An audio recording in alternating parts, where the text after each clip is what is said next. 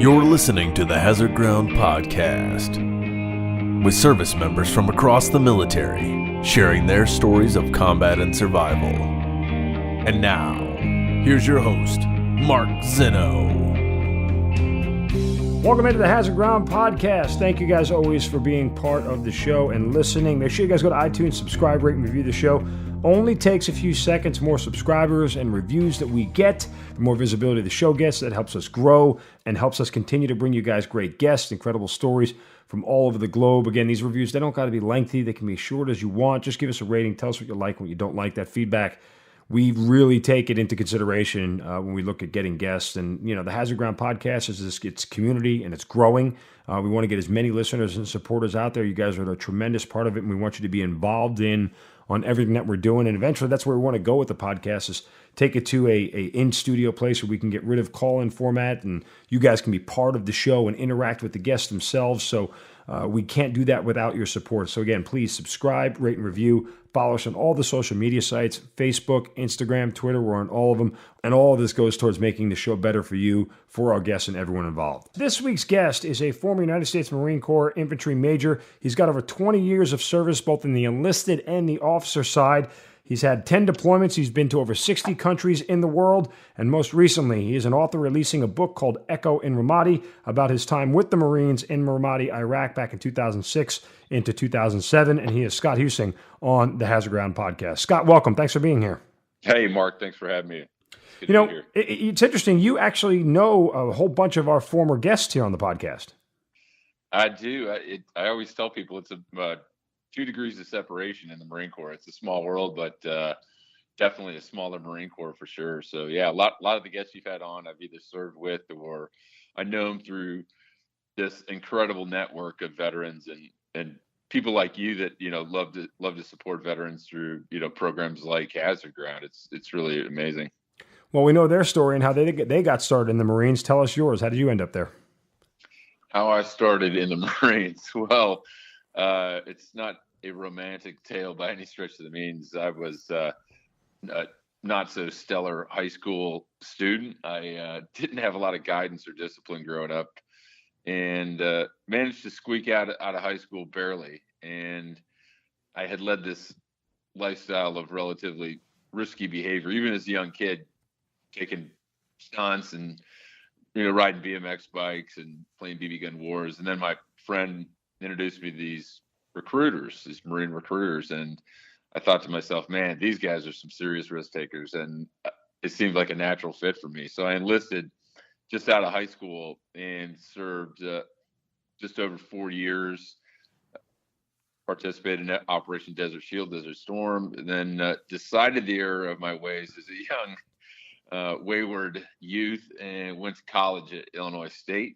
I don't throw that around to sound like some elitist, Mark. You know, they only accept a select 50 or 60,000 every year. So I got into college. I did graduate in 3 years, and then was lucky enough to find another young Marine who offered me a seat as an officer candidate and got my commission shortly thereafter. And then 24 years later, the rest is history. I have been very fortunate to be in the infantry and be surrounded for, you know, almost 24 years and traveled to 60 different countries, and 10 deployments later, decided I'd done my fair share and then started out on my own.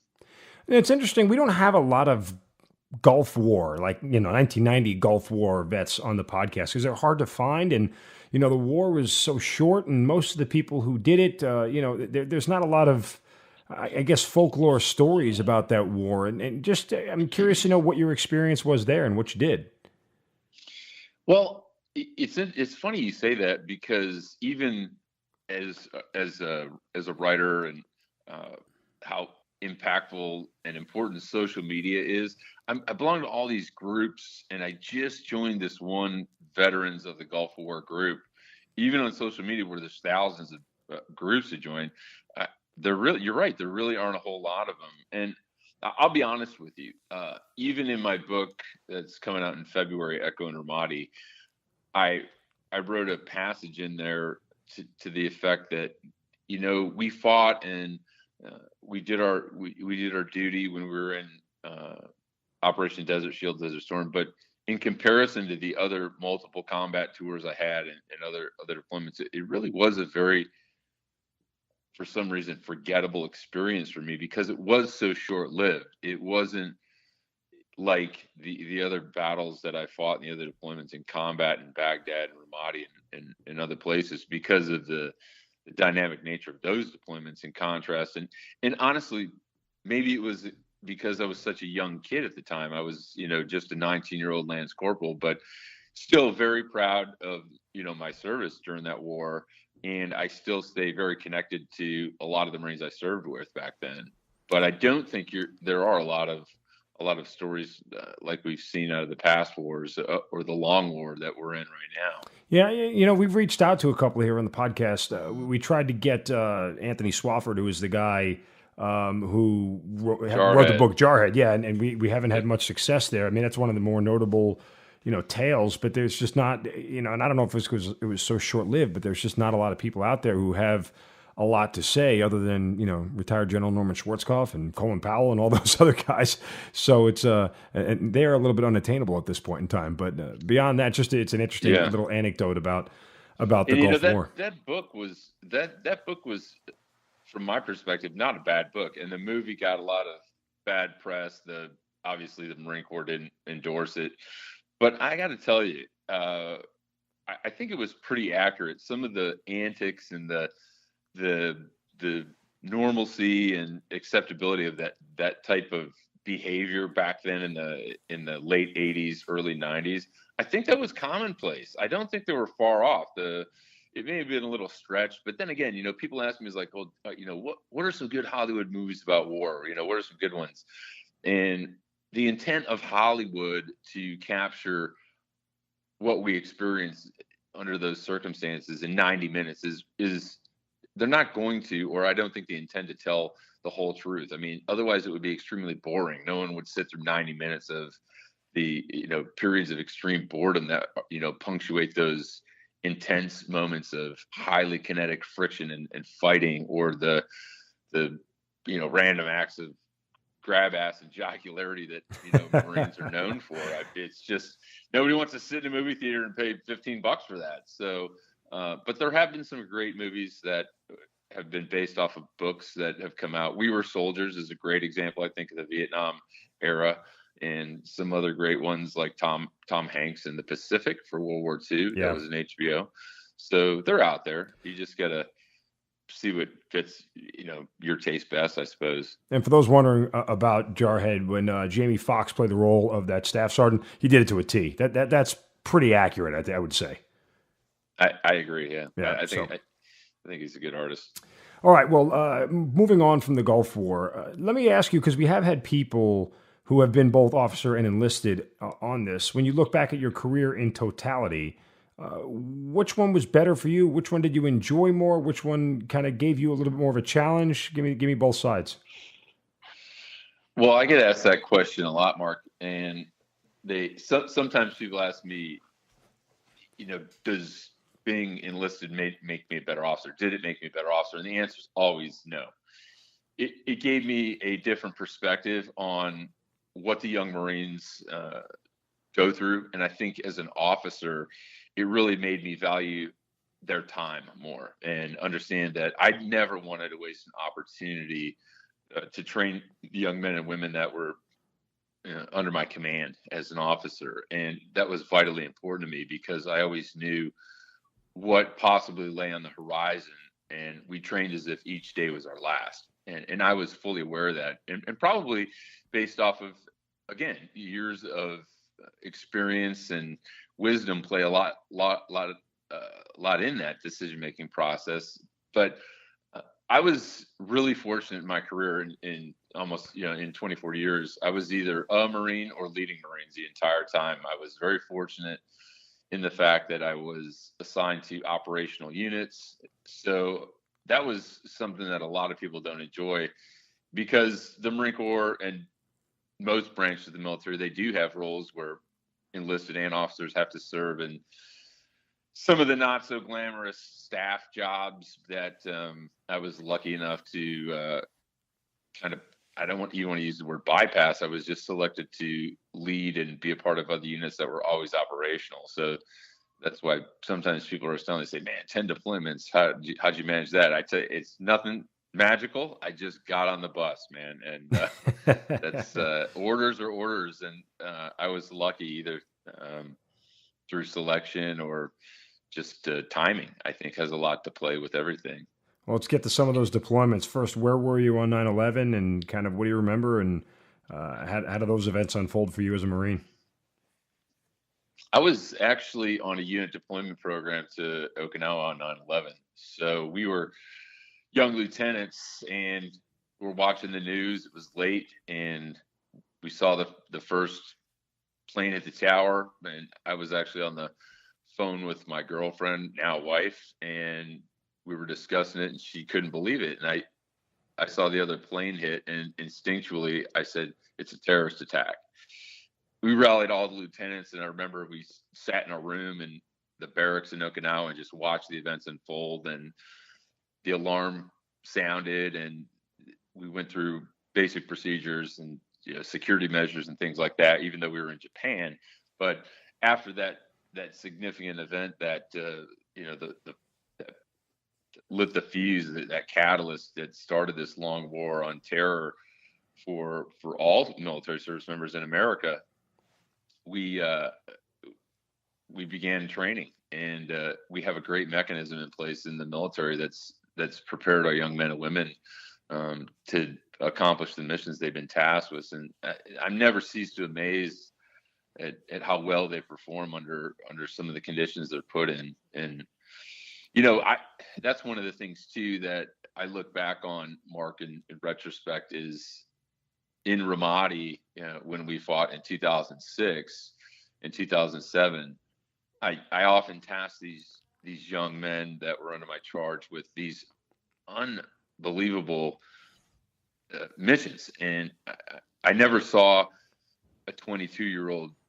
kid. All I saw was the sergeant or the young corporal, and it wasn't until I finished writing my book that I understood, wow, these were only 20, 21, 22-year-old kids, and yet they never failed to exceed my expectations on the battlefield in an environment that was so extremely kinetic, in a world that was so uncertain but filled with so much certain danger.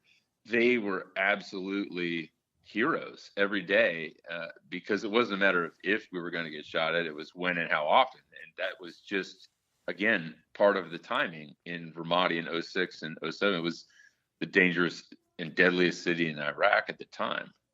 I think it's interesting that you bring that up, because we do talk about it a bunch with various people here on the podcast. And, for the civilians listening, it's a different world when you lead men and women into combat and you're there, as opposed to when you send men and women into combat and you're not there. And that is a difficult thing to handle sometimes, because in our line of work, it's always about control, right? If we're there, we feel like we can have some semblance of control. We've been trained. We know what to do. We always feel like we're going to win the fight, and there's no doubt in that. In the positions where I have been, where I have asked people below me to do things and not go where they're going, or not be where they are, and put them in harm's way, there's always that sinking feeling in the back of my mind that always, what if something goes wrong? And that is, I think we're more prepared to deal with what goes wrong if we're there, as opposed to if we're not there, at least in my mind. No, I think that's spot on. And people ask that question sometimes to me as well. Why do young men and women do the things that they do? And the only practical analogy I normally give people is, imagine you're in the NFL and you practice all week and there's never a game on Sunday. Well, for the Marines and soldiers and our military service members, they train and train for months and months on end. And like my Marines that I led in combat, once they get there, it's game day every single day. And that's what they train for. And that's what they do. And they make that sacrifice knowingly, and they do it willingly when they enlist or when they become officers. And what's also amazing is they make up such a small percentage of the American population, Mark. Less than one half of the entire American population of over 330 million people. These are the best our nation has. And as I went through and I finished, Echo and Ramadi, another thing struck me as well is that what makes our military so great and this amazing demographic of citizens that we have within the military is they're not just expert shooters, and it's not the fact that the Marines kill the enemy with unbridled ferocity and they are the straightest shooters, but it's the fact that they're artisans and they're mechanics and electricians and singers and sometimes writers that make our military so great. And as a leader, if you can really tap into that capacity and understand the diversity that you have at your disposal, that's what really makes a great unit. And my company, Echo Company, 2nd Battalion, 4th Marines, was not this elite unit of specially trained warriors. We had a lot of great training, don't get me wrong, but it was inescapably a company of men that had this indescribable chemistry, and that chemistry carried us through this chasm of war, and we came out and we survived, and we still stay remarkably connected to this day, probably due to some of the things that we saw and some of the things that we can't unsee on the battlefield. But it's really hard for the civilian component to understand that. But I think we've gotten better too. I think we have such an appreciation from the general population now that respects veterans. You can't count the number of nonprofit organizations that are willing to help veterans that are struggling with post-traumatic stress or that have, our wounded warriors that come back home. It never ceases to amaze me how generous they are. And there's so many of them out there, you can't even begin to list them. Scott, you mentioned Echo and Ramadi a couple times. I want to get there, but tell me about your first deployment to Iraq, because that wasn't your first trip there, obviously. No, it wasn't. Obviously, we, Desert Storm came and went. I went to college, got my commission, and then we went back. I was part of a task force in Baghdad shortly after the initial invasion, and I spent 10 months over there.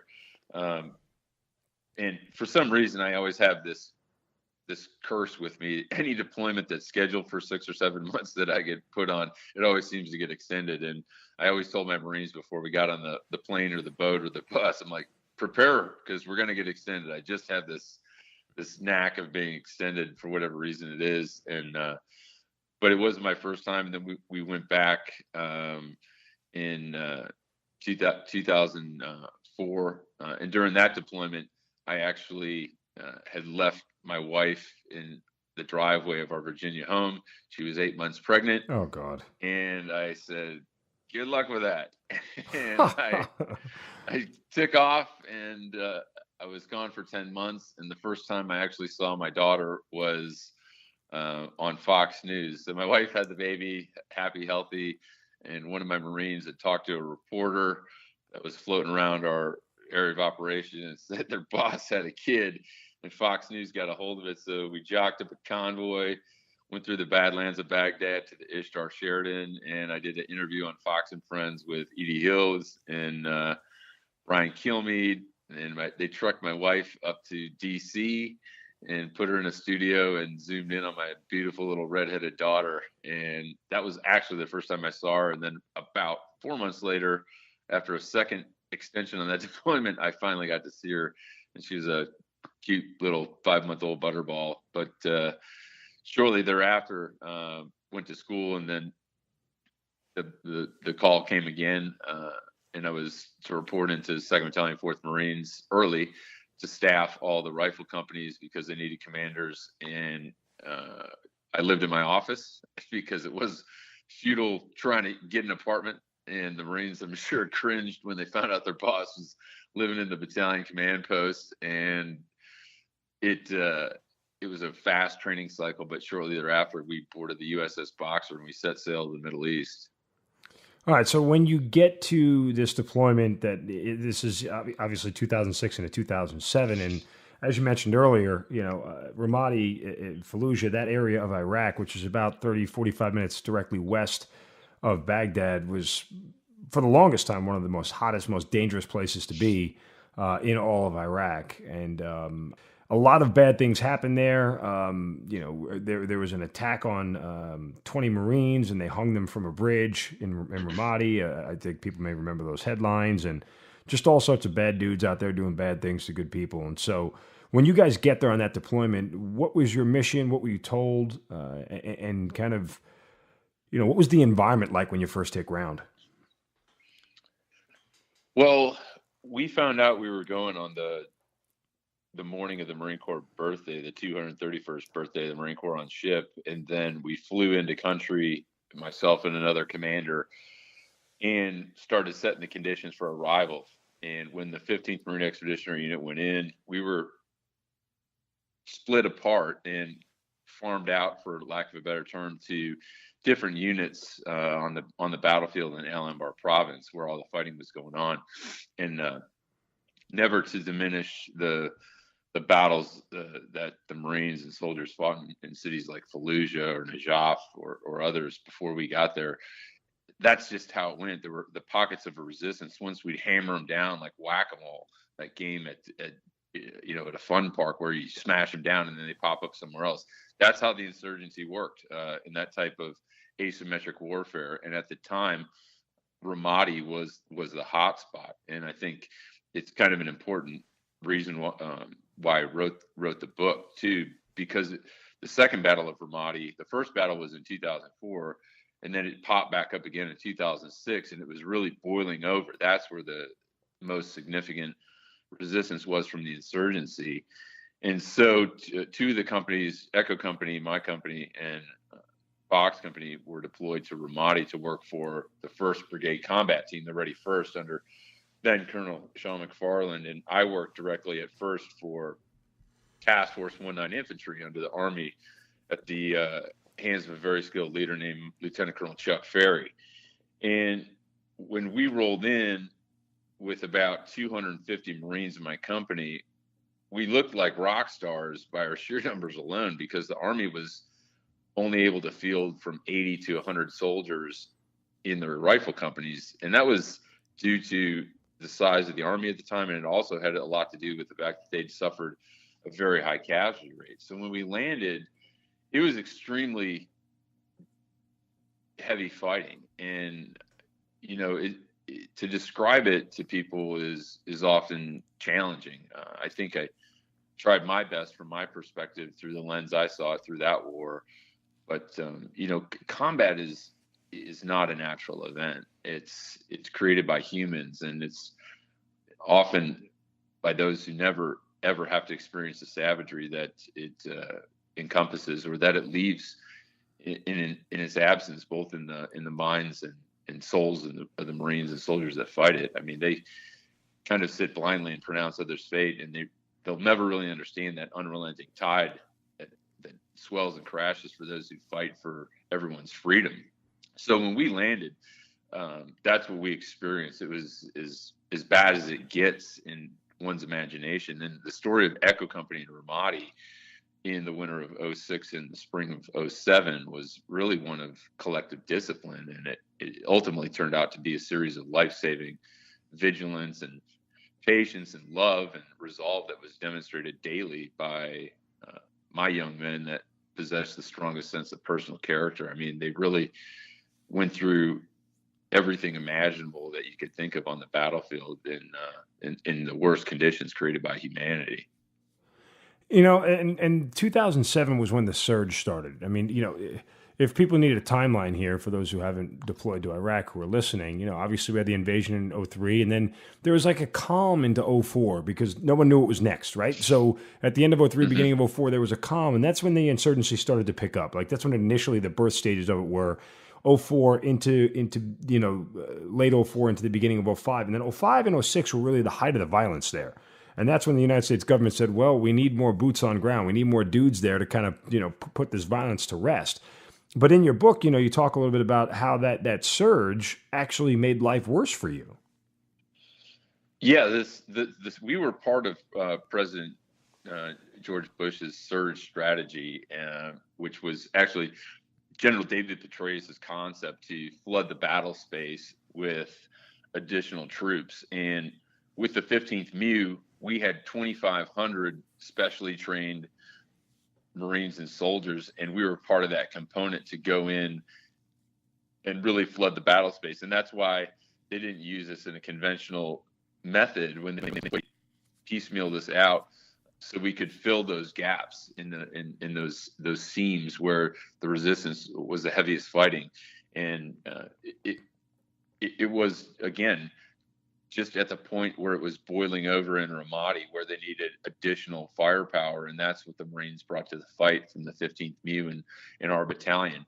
There were other battalions in the city as well fighting that we were adjacent to. It was unbelievable, the density of the space we were fighting in, and the number of people that fell under the brigade combat team that were being employed. And I was extremely fortunate, Mark, that about 50% of my Marines in Echo Company had been in the first Battle of Ramadi in 2004, and they fought. And almost each and every one of them, although they suffered a casualty count that sadly rivaled any known to Marines in modern warfare during the 2004 deployment. They lost so many Marines. When we were in the city in 2006, they were astounded at the level of fighting and the number of fighters that we went up against each and every day. It was just a different environment for them. But I was very fortunate to have some very seasoned non-commissioned officers, and even some of the junior Marines who'd only had less than a shade of 2 years in the Marine Corps, and they were already on their second deployment fighting in some of the worst conditions. Give me an example of that cohesion, that camaraderie, that teamwork that you just talked about.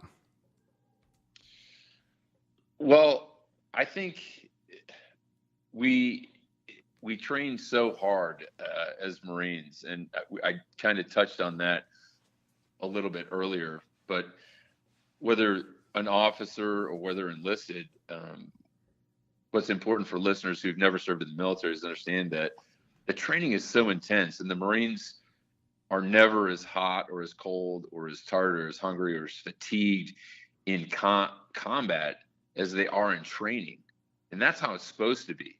And again, under my command or in training, I made them prepare as if each day were their last. And our mission in Iraq was to kill or capture anti-Iraqi forces. And that's what we did. And through that shared adversity on the battlefield, that brotherhood, it's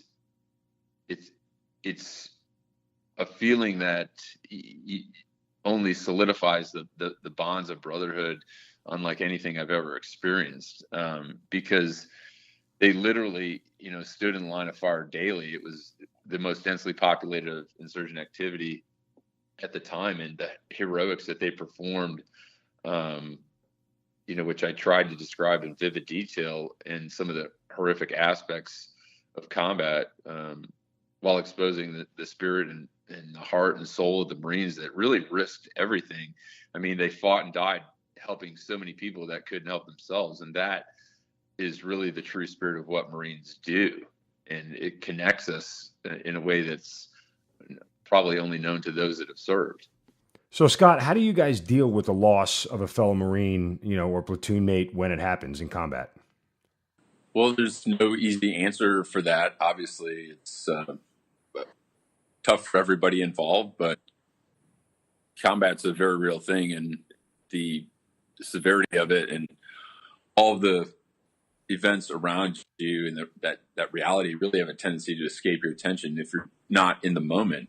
And by in the moment, I mean being shot at or mortared or whatever else. If there's an IED explosion, that the repetitiveness and the boredom and the chaos of it all just really don't seem to exist, but it does, and it obviously doesn't seem real until you have to look the parents of a 19-year-old Marine in the eye and express the sympathies for the death of their son, who is ultimately your responsibility.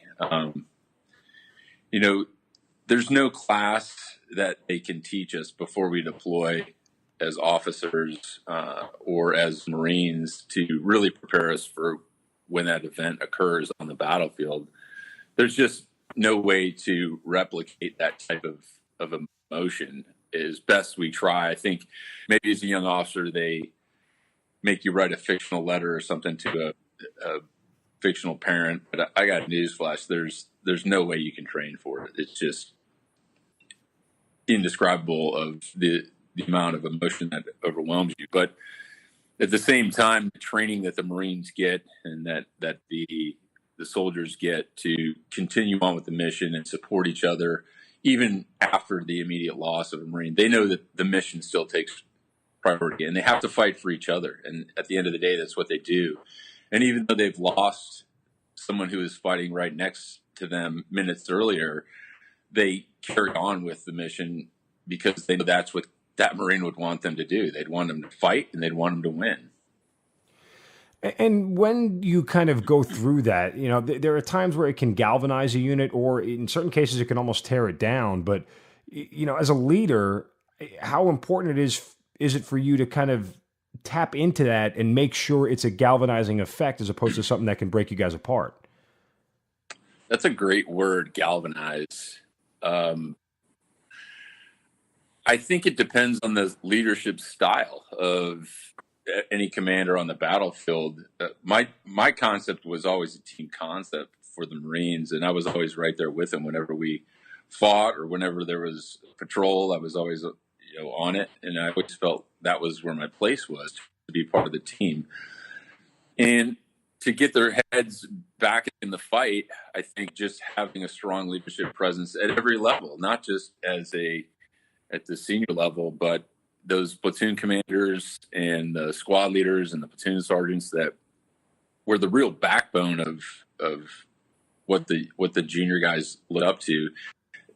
My experience in Ramadi in 2006, that was something I was always amazed by, is that the lieutenants that I had were just a shade over 24 years old in most cases, but they were very fortunate to have some of the most seasoned and experienced non-commissioned officers fighting right alongside them. So I think the sturdiness of the leadership they had and the brotherhood that was developed through the training and through the deployment was what galvanized them. And I think it fortified their steel to keep fighting when we lost guys or guys were injured on the battlefield and they had to go back to the rear. When you get done with a deployment where you lose guys and you have time to actually sit back and reflect, because I don't know that there's a lot of reflection that goes on while you're in there, while you're in the moment and missions still go on. But when you get back and you reflect on it, what are the takeaways that you have, not only as a leader, but your men? What were the takeaways that they have? Well, we do take a pause sometimes, even in combat, to memorialize the Marines we've lost. And it's a significant emotional event, not physically, but logistically. I say that euphemistically, to get the squad mates or the platoon mates back to a safe area where we can do some sort of battlefield memorial so they can add some quick closure to the loss of their fellow Marine, usually within 72 hours. But it's not like we can take a time out with the enemy and say, hey, we're going to stop fighting while we mourn the loss of our dead. So we have to be careful. We rotate guys in and off the front lines. But when we get back off the deployment, we also have a very formal ceremony that takes place where we also invite the parents of Marines that we lost and the families and friends. And it's a very special occasion. And it's a very, very emotional occasion as well, that we experienced in the summer of 2007 when we got back from that deployment. And, the families just never cease to amaze me how supportive they are. We talked, I think, about, the difficulty in making a phone call to the parents of a young Marine. But when you meet them face to face, it takes on a whole different world of its own. Yeah. And they're still there surrounding us and supporting us and reaching out to us, even though they look at us and they know it's very difficult for the Marines on that day to memorialize and say goodbye to the friends and the Marines that they lost. And the Marines at the same time are thinking that we should be strong soldiers for the parents because they're the ones who really lost. And it's just amazing to understand the type of people, the type of Americans that raise such brave young men and women and yet lose so much and still be there for us. Even during those solemn occasions, we move forward. And I think the lesson learned, Mark, is that staying connected and staying in touch with this amazing network of our Gold Star families and the brothers and sisters and the Marines that continue to remember the great sacrifices that these young men made. To paraphrase General Patton to some degree, he always said, "Don't mourn the loss of these men. Be fortunate that such great men lived." And I subscribe to that adage and that quote 100%. And I think the families do too, because they take great pride in the fact that the Marines still reach out to them and call them and keep their memory alive through that connection. It's just remarkable. One of the things that strikes a chord with a lot of the guests here on the Hazard Ground is the concept of survivor's guilt. And, as you said, I think you can compartmentalize when you're in a war zone, when you lose a brother, and it's easy for you to lean on one another and you all understand it and you're all in that mindset. But once you meet the parents or once you meet the wife or the loved one or whoever it may be of that fallen Marine, fallen soldier, whoever it is, to me, I would think that's when I would feel the guilt, because now I can see the guy next to me understands the same loss I do, but it's different than the loss of the loved one, than the mother or the father or the spouse. And that, I think, I would assume is where it really hits home for a lot of guys that, wow, I mean, I'm still here and why am I still here and all the other stuff. Did you encounter any of that? Not you personally, or if it was you personally, or any of the guys in your unit? Oh, absolutely. And, that's a great distinction that you make too, is that cost, the parents that lose, vice what we do as military service members, Mark, is we decided to take an oath. We decided to defend it and be buried under it in some cases. But it's a choice that those brave warriors make and that we make willingly.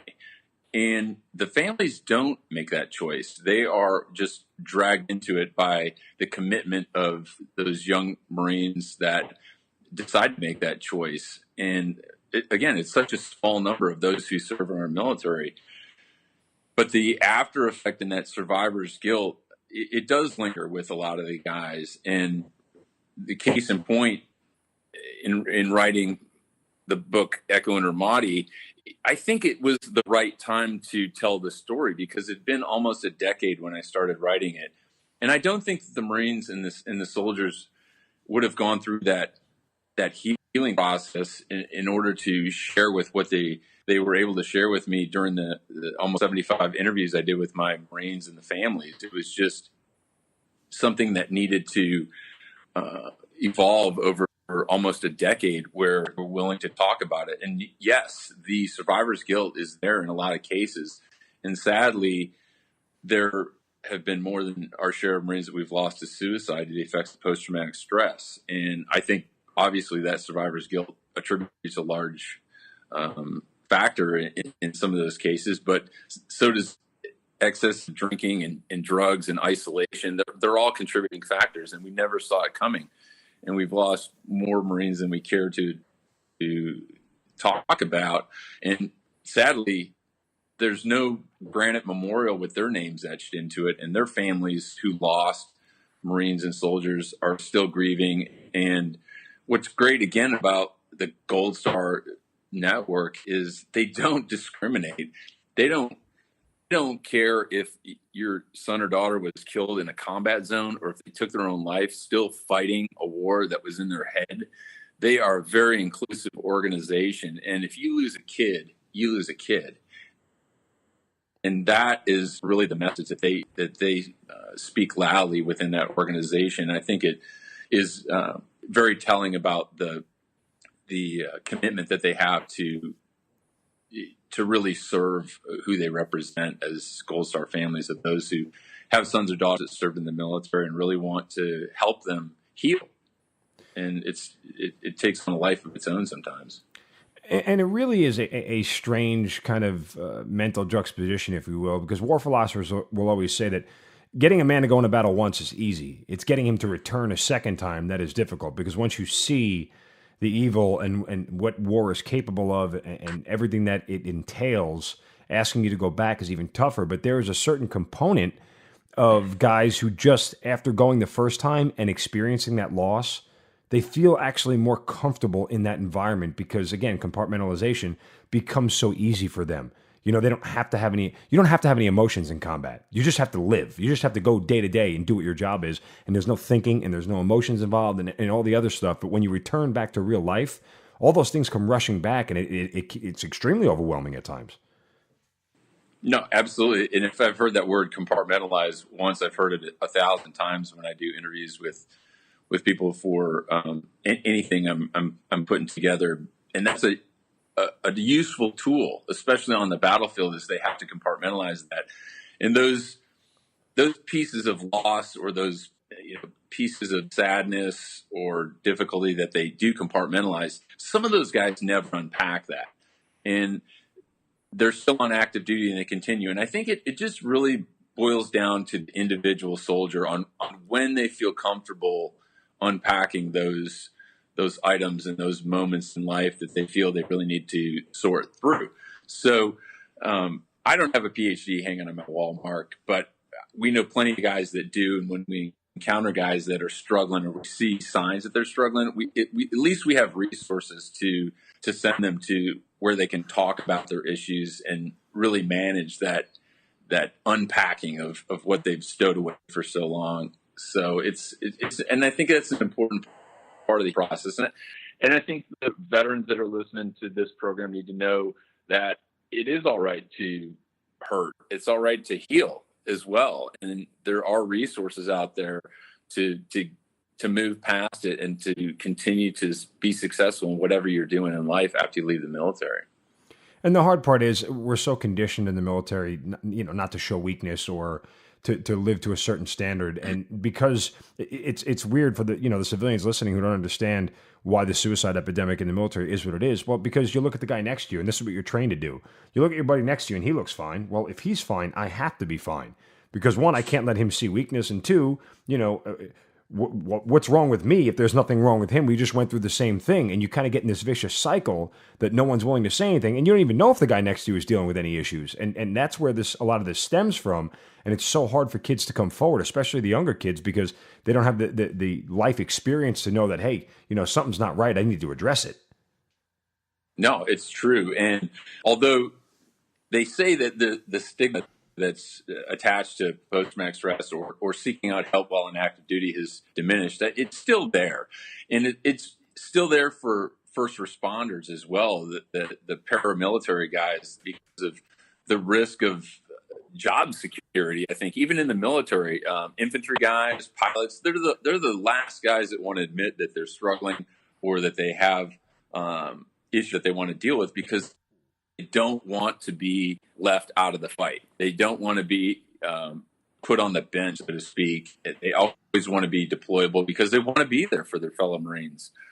And that's a choice that they have to make individually, despite the increase in programs and resources that active duty guys have to heal with the issues they're dealing with. But the number that you see on social media and mainstream media about 22 today, that number's not inaccurate, but it's not representative. It's only the number that's reported from active duty service members, because there's limited resources that actually capture the number of guys once they leave the military and commit suicide. That's where the numbers continue to grow. And some reports in some think tanks from research I've done, it's almost 30, 40, 50,000 Marines have taken their lives due to the effects of post-traumatic stress. So wow.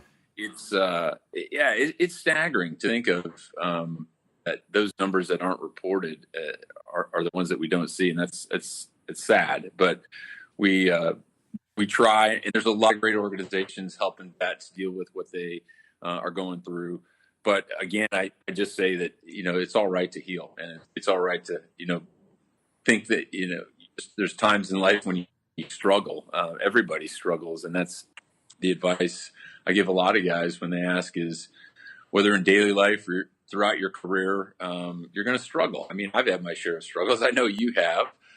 It's natural, but a lot of that comes with age and experience as well. And I think that's one of the lessons I learned not only while I was on active duty in the Marine Corps, but also over time, that, as I talked about earlier, that pattern of risky behavior that I was so accustomed to, it was extremely dangerous and probably very detrimental to my health, both mentally and physically.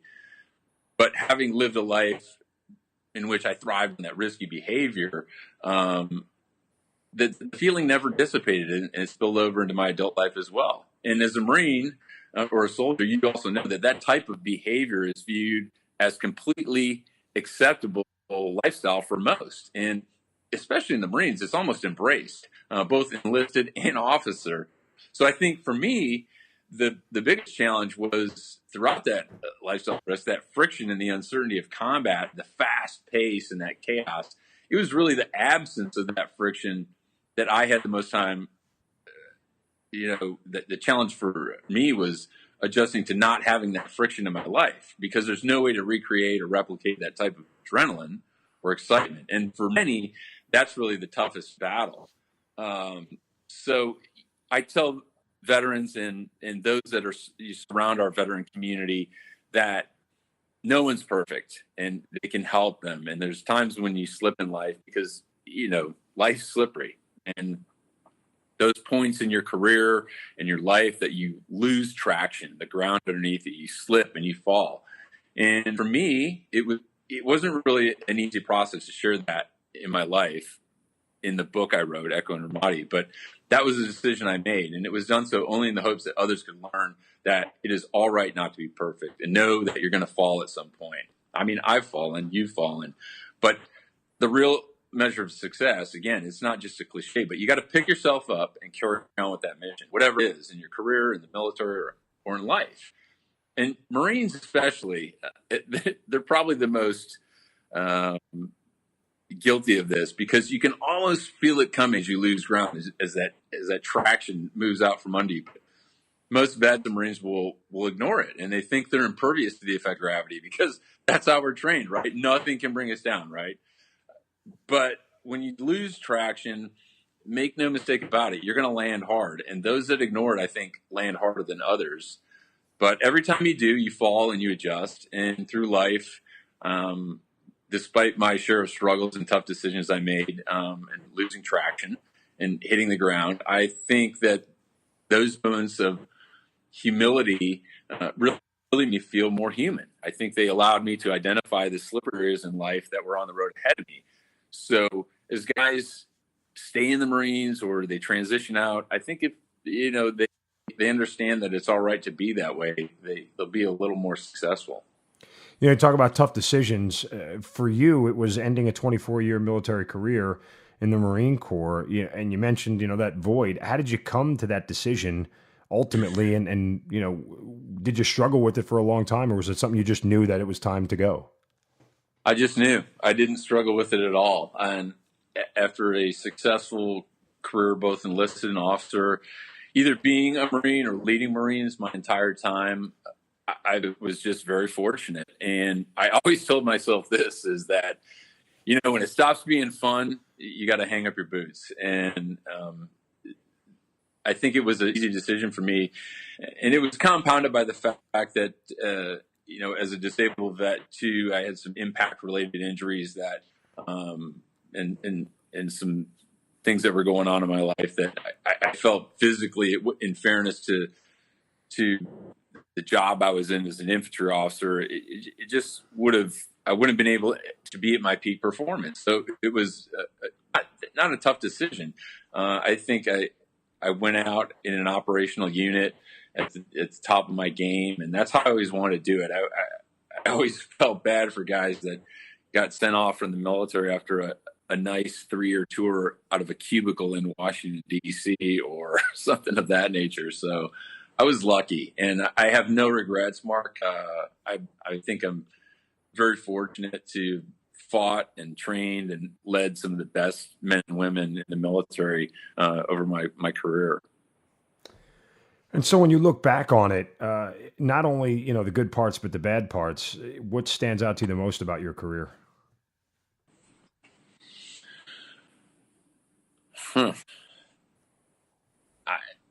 That's a tough question. There's obviously, as an infantry guy, your career is punctuated with so many highs and lows.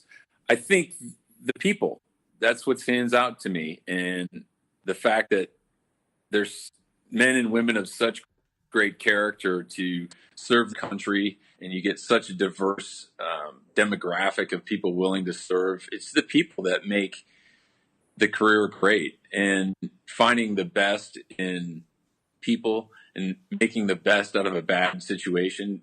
That's really what carried me through my time in the military. And I was very fortunate to be surrounded by so many great leaders and be able to lead so many great men and women. It was just that was the highlight for me, was the people.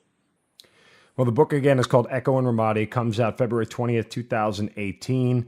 You can get it at bookstores everywhere. You can also pre-order on Amazon and Barnes & Noble. And, you know, listen, this is the book itself is obviously a life's work. You know, it's chronicling your personal experience. I can only imagine how much effort and time it took to put it together.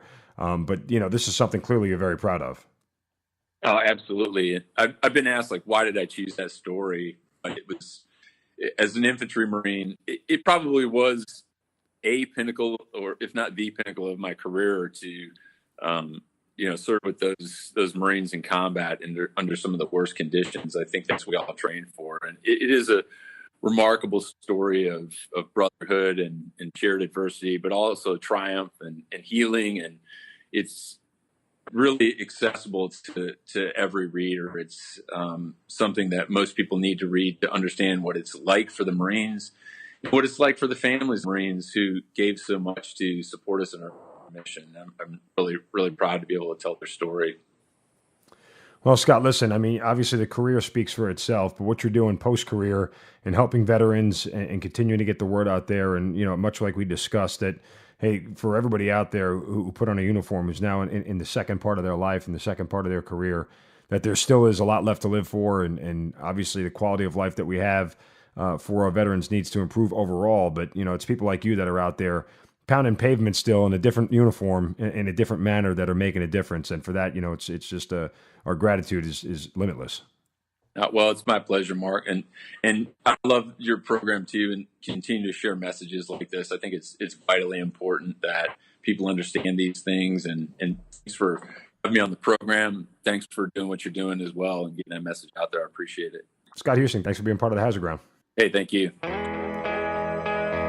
You've been listening to the Hazard Ground Podcast, hosted by Mark Zeno and produced by Matt Pasquarella. If you have an interesting story to tell and you'd like to be on the show, send us an email at hazardgroundpodcast@gmail.com. And if you like the show, don't forget to subscribe, rate, and review on iTunes. Thanks for listening. We'll see you next time.